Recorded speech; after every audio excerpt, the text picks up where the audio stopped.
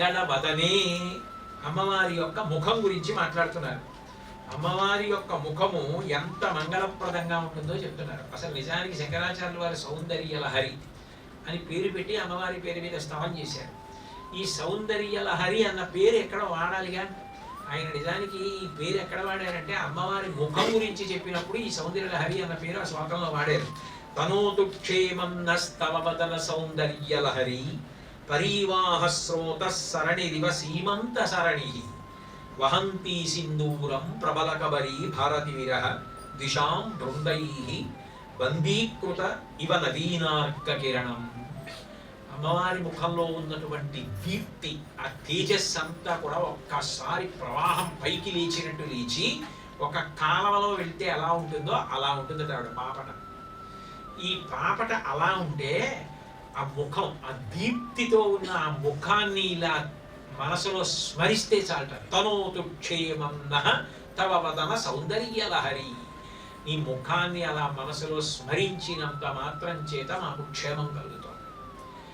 అందున విచిత్రం ఏం చెప్పారంటే అత్యంత మంగళప్రదం ఏది అంటే పాపట ప్రారంభ స్థానంలో పెట్టుకుని బొట్టు.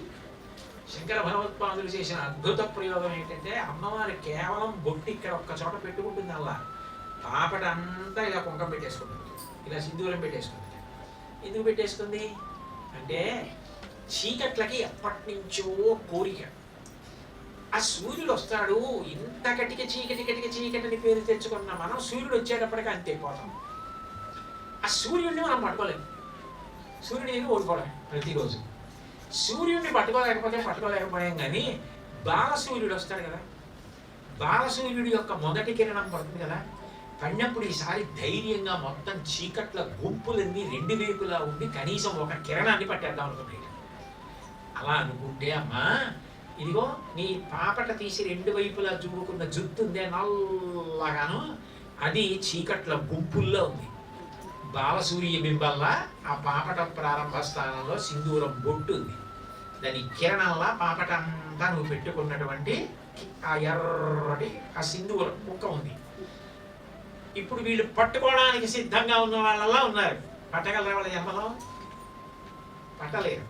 కానీ బాలసూర్య బింబం మొదటి కిరణం పట్టుకోవడానికి వచ్చిన చీకట్ల గుంపుల్లో ఉన్న అమ్మవారి జుట్టుని మన చేత స్మరింపచేసి అఖండమైన సౌభాగ్యాన్ని కట్టబెడతారు శంకరాచార్య వారు. ఎందుకంటే అమ్మవారి కబరీ బంధం, మదన దర్శనం అంత గొప్పవి.